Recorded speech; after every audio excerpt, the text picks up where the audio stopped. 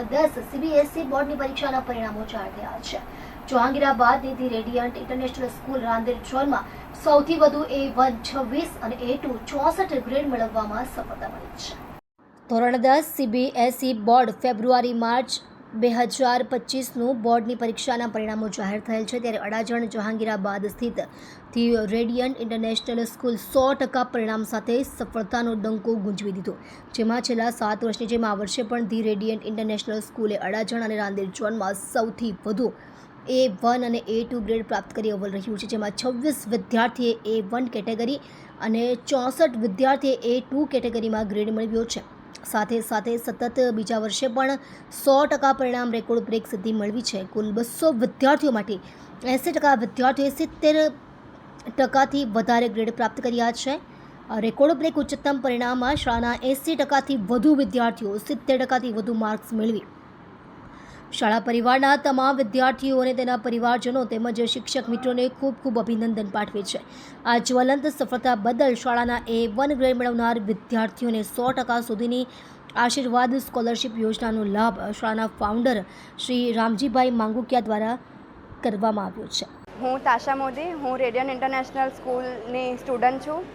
મારા મેથ્સમાં 90 માર્ક્સ છે, સંસ્કૃતમાં 100, સાયન્સમાં 99, પછી ઇંગ્લિશમાં 91 અને બીજું કોઈ બાકી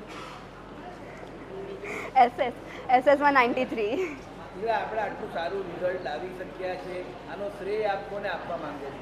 હું આનો શ્રેય મારા પેરેન્ટ્સ અને મારા સ્કૂલને આપવા માંગુ છું। મારો સ્કૂલે ઘણો સપોર્ટ કર્યો છે, મારે એકેડેમિક્સમાં પણ અને મને સ્પોર્ટ્સમાં પણ, અને જ્યારે છુટ્ટી પડતી ત્યારે રેમિડિયલ્સ ને એવું બધું પણ આપ્યું છે, એટલે મારો સિલેબસ કવર્ડ જ રહેતો। આખા વર્ષ દરમિયાન આપ કેટલા સમય માટે ભણતા હતા, કેટલી સમય આપ સ્પોર્ટ્સ એક્ટિવિટીઝ કરતા હતા, તે વિશે પણ કહો। મેજરલી તો મેં આખા વર્ષ સ્પોર્ટ્સ જ કર્યું છે, પણ જ્યારે પ્રી બોર્ડ સ્ટાર્ટ થયેલી ત્યારથી મેં ભણવાનું સ્ટાર્ટ કર્યું હતું, અને પ્રી બોર્ડ્સમાં પણ 90 એવા પર્સન્ટેજ આવતા હતા, એટલે સારું હતું। ભણવા માટે સ્પોર્ટ્સ કેટલું મહત્ત્વ છે, સ્પોર્ટ્સનું કેટલું મહત્ત્વ છે એ વિશે પણ આપ કહો। સ્પોર્ટ્સ તમને ડેડિકેશન અને કોન્સન્ટ્રેશન અને ડિસિપ્લિન આપે, જે ભણવામાં ઇમ્પોર્ટન્ટ છે, અને મેં તો પહેલેથી સ્પોર્ટ્સ રમું જ છું જ્યારે નાની હતી ત્યારથી, એટલે મારામાં તો ઘણું ડેડિકેશન છે ભણવા માટે પણ। આપ કઈ સ્પોર્ટ્સમાં તમને સૌથી વધારે રસ અત્યારે છે? હું સ્વિમિંગ કરું છું અને હું નેશનલ પ્લેયર છું સ્વિમિંગમાં। સ્કૂલ એમાં તમારી સ્પોર્ટ્સ એક્ટિવિટીઝમાં કેવા પ્રકારનો ભાગ ભજવી રહ્યો? સ્કૂલે મને લાસ્ટ યર સ્કોલરશિપ આપી હતી 100%, અને જ્યારે પણ મારું કંઈ મિસ થાય તો મને રેમેડિયલ ક્લાસ આપે છે અને મોડા આવવાની પરમિશન પણ આપે છે। આ પંથમાં જે તમારા જેવા વિદ્યાર્થીઓ છે, જે સ્પોર્ટ્સમાં પણ આગળ આવવા માંગે છે અને ભણવું પણ છે એ લોકોને, એને શું મેસેજ પાઠવો છો? હું એવું કહેવા માગું છું કે જે લોકોને એવું લાગે છે કે સ્પોર્ટ્સ અને એકેડેમિક્સ સાથે નહીં થાય, એ વાત ખોટી છે। જે કરવું એટલે તમારે અગર ધાર્યું હોય કે તમારે સ્પોર્ટ્સ અને એકેડેમિક્સ સાથે કરવું છે તો બધું પોસિબલ છે। મારું નામ જીયા પ્રાકૃતભાઈ વોરા છે અને હું રેડિયન્ટ ઇન્ટરનેશનલ સ્કૂલ સુરતમાં છે એમાં ભણું છું। મારા સાયન્સમાં 85 આવ્યા છે, મેથ્સમાં 91 સંસ્કૃતમાં 93, ઇંગ્લિશમાં 95 અને એસએસમાં 93। આટલું સારું રિઝલ્ટ લાવ્યા છો, આપ આનો શ્રેય કોને આપવા માંગો? આનો શ્રેય બધાને, મારા પેરેન્ટ્સને, ટીચર્સને, આ સ્કૂલને, જેણે આટલી સારી રીતે સપોર્ટ કર્યો છે સ્ટુડન્ટ્સને। At every step they have guided us, at every step એ લોકોએ અમારી સાથે લીધું, અને એ વસ્તુનું ધ્યાન રાખ્યું છે કે અમને જે પણ જરૂર હોય અમને પ્રોવાઈડ કરે।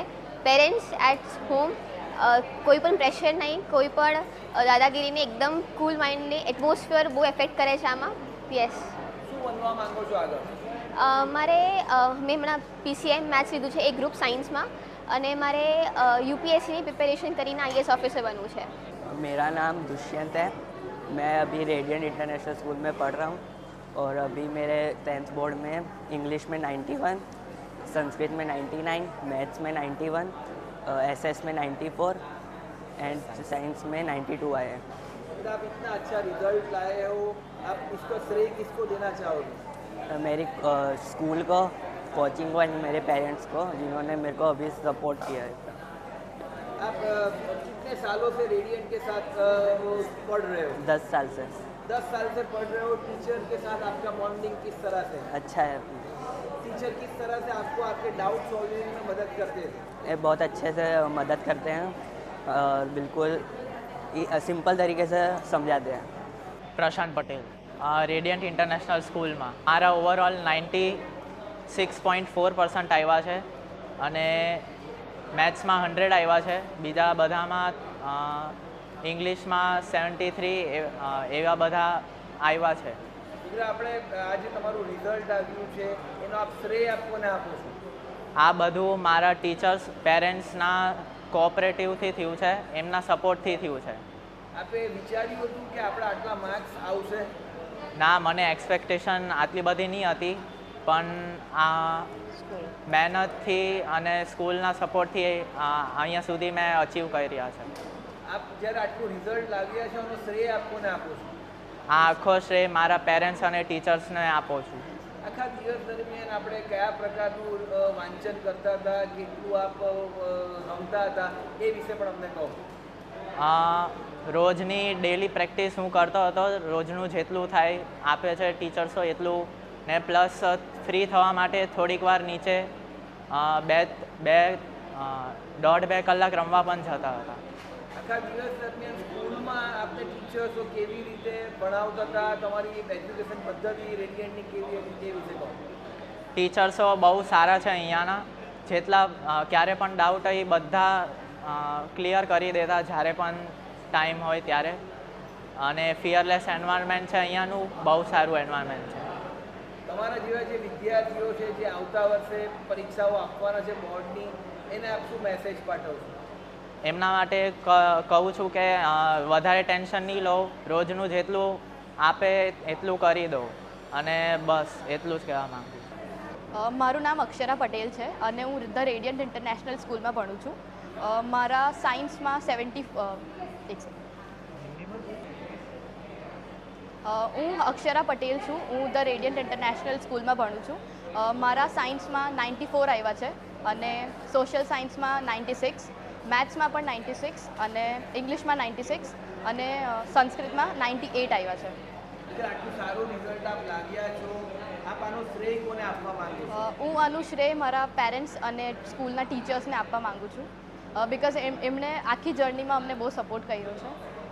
આપને જ્યારે પહેલી બોર્ડની એક્ઝામ હતી એનો ડર તમને સતાવતો હતો ખરો પરીક્ષા દરમિયાન? હા, પરીક્ષા દરમિયાન એવું લાગતું હતું કે પહેલી બોર્ડ છે શું થશે, પણ ત્યારે પેરેન્ટ્સે અને ટીચર્સે બહુ સપોર્ટ કર્યો કે પહેલી બોર્ડ છે તો શું થયું, પણ થઈ જશે તમારા લોકોથી.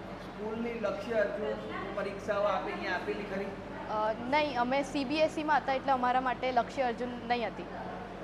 આપ જ્યારે આટલું રિઝલ્ટ લાવ્યા છો, આખા દિવસ દરમિયાન આપની દિનચર્યા શું હતી?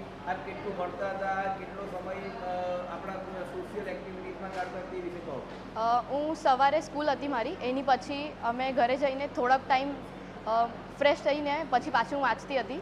એની પછી મારી કોચિંગ હતી અને રાતે આવીને નહીં તો વાંચતી હતી, નહીં તો સૂઈ જતી હતી. પછી આપ શું બનવા માંગો છો?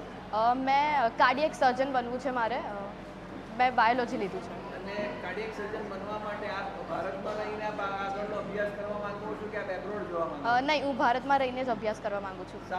હું Ashish Vaghani, campus director the radiant international school.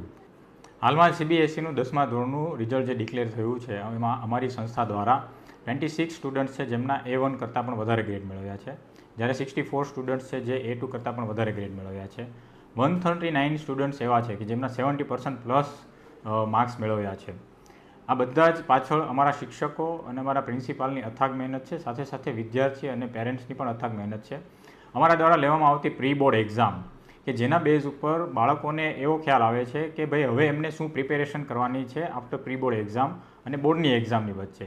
તો એ વચ્ચેનું જે માર્ગદર્શન છે શિક્ષકો અને પ્રિન્સિપાલ દ્વારા સતત કરવામાં આવે છે, જેના કારણે આ ખૂબ સારું રિઝલ્ટ મળે છે.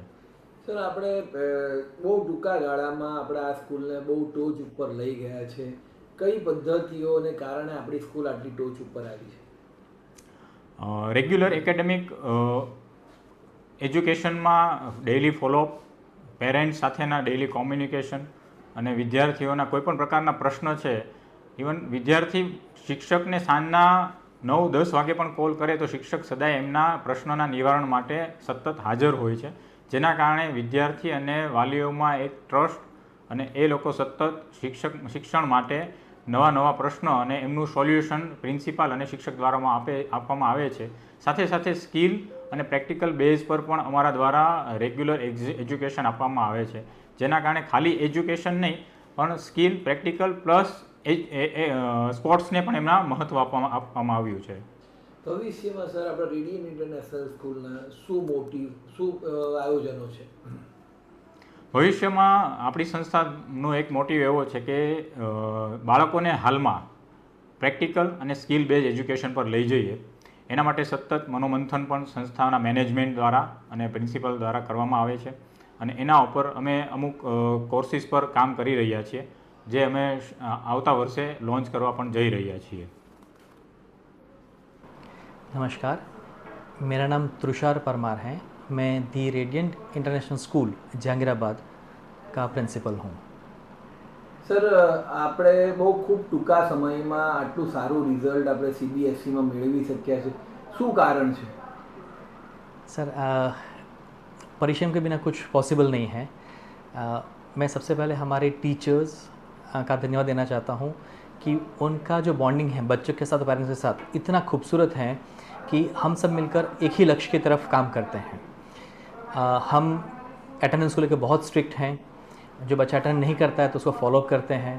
जहाँ ज़रूरत पड़ती है तो वहाँ बच्चों के लिए हम एक्स्ट्रा क्लास भी अरेंज करते हैं और पेरेंट्स का खूब सपोर्ट रहता है हर एक चीज़ को लेकर.